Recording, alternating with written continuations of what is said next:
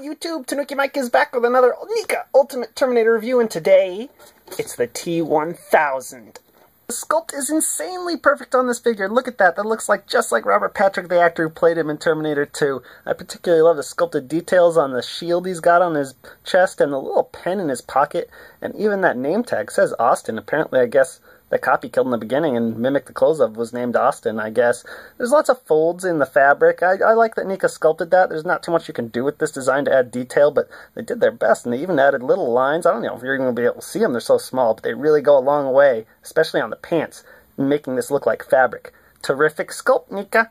The paint is also really great if you look at the little gold and silver details they added on the badges, and the silver they put on all these buttons and stuff and buckles all the way around, but the head in particular, there's something about the paint that really brings out that head sculpt. I really like it. Just a little darker shade on the lips and little different tones going on the forehead, make the wrinkles come out. But of course he comes with alternate heads, and the paint really shines on those. Literally, because it's like silvery and it's meant to look like metal, and I think it does a damn good job of doing that. Really cool paint there, Neca. Articulation is pretty much what you would expect on this guy. He's got a ball joint at the base of the neck. Pops off kind of easy because of his alternate heads, but it gets great range. He's got hinge and swivel shoulders, hinge and swivel elbows. He's got ball joints at the wrist. I wish they had more range, or so there's the hinge on there, Neca, but it's a good job. There's no torso joint, but it does have like a kind of a ball joint at the waist, although it doesn't go forward and back very much, and I think that's because this whole torso comes off. Yeah, you hear me, an alternate torso. He's got ball joints at both hips. He's got hinge and swivel knees,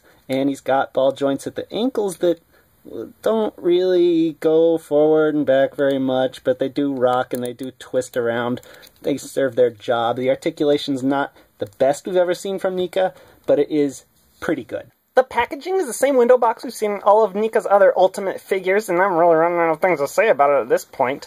It's pretty great. Here's what it looks like when you open it up. You see the figure inside, gets the job done. Perfect packaging. The Ultimate T-1000 comes with 2 alternate heads in addition to the one he's already got, 3 alternate hands, and 2 alternate forearms, and his Beretta 92 FS.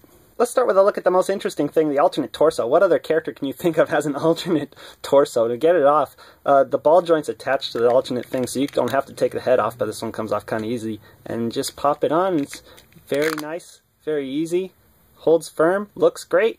Here he is with his alternate forearms, the claws he uses to chase them down after they leave the hospital. I really love how the paint on these fades from silver to the color of the torso. It looks great. One of the alternate hands he comes with is a right hand that's just sort of open and not gripping anything, but the interesting ones are these fingers that poke people to death. He uses these to kill the security guard in the hospital, but these aren't from that scene actually, because when he killed the security guard, he was disguised as a security guard. These are from the end of the movie, where he stabs Sarah through the shoulder, and then he threatens her with his other finger, so that's why there's 2. If you're thinking, gosh, why are there 2? He only used 1 finger to kill people. No, in the steel mill at the end, he used 2. His last accessory is his Beretta. There's not a lot of detail to it, so there's not much to say, but it does fit in the holster, and the holster's on his left side because Robert Patrick and the T-1000 were left-handed. So I have a real problem with the fact that only his right hand is sculpted to hold the gun, because he fired this gun in his left hand in the movie, and there is no left hand with a trigger finger, so that's a bit of a downside, Neca, but honestly, I don't really care. The Ultimate T-1000 appears to stand at exactly 7 inches tall, just right for a 7-inch scale figure. Here he is with the other figures from Neca's Terminator 2 line. And as always, here he is next to some of my 6-inch superhero figures. So this is an amazing figure. If there are any downsides to it, it's that he doesn't come with a motorcycle helmet head, but I'm probably sure Neca's going to do that in the future and make us buy another one. Other than that, this is a great figure, great character. I recommend it. Until next time, friends.